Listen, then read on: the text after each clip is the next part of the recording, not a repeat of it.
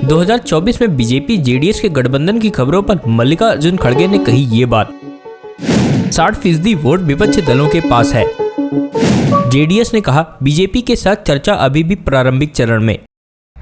नमस्कार दोस्तों, मैं रतन सिंह और आप सभी का ट्रिगर न्यूज में स्वागत है। कांग्रेस अध्यक्ष मल्लिकार्जुन खड़गे ने शनिवार 9 सितंबर को कहा कि भारतीय जनता पार्टी बीजेपी और जनता दल सेकुलर जेडीएस 2024 का लोकसभा चुनाव लड़ने के लिए कर्नाटक में एक साथ आ सकती है, लेकिन वे राज्य में कांग्रेस की संभावनाओं को दबा नहीं पाएंगे। खड़गे ने कहा, मैंने समाचार पत्रों में पढ़ा है कि उन्होंने हाथ मिला लिया है। मैंने जेडीएस प्रमुख और प्रधानमंत्री नरेंद्र मोदी का हाथ पकड़े हुए तस्वीर भी देखी है। हो सकता है कि वे एक साथ आने की कोशिश कर रहे हो, लेकिन उनका गठबंधन कैसे होगा, दोनों के बीच कितनी सीटों का बंटवारा होगा, यह अभी भी स्पष्ट नहीं है। हालांकि इस बात के पर्याप्त संकेत हैं कि दोनों एक साथ आ सकते हैं। इस सवाल पर कि क्या यह कांग्रेस को दबाने की योजना है, कांग्रेस अध्यक्ष ने यहां पत्रकारों से बात करते हुए कहा, हमें कोई नहीं दबा सकता। हम शुरू से ही कर्नाटक में चुनाव का अपने दम पर सामना करने की कोशिश कर रहे हैं। उन्होंने कहा, पूरे देश में भी लगभग 26 से 28 पार्टियां चुनाव का सामना करने के लिए एक साथ आई हैं, क्योंकि 60%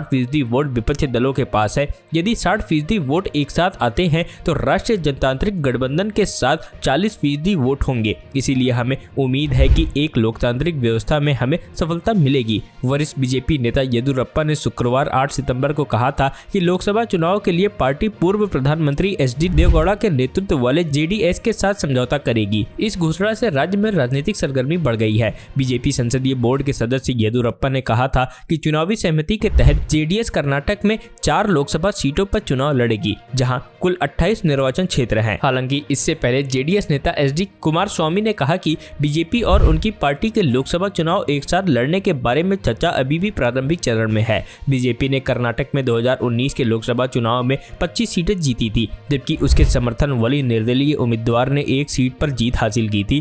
कांग्रेस और जेडीएस ने एक सीट जीती थी। Bureau report, trigger news.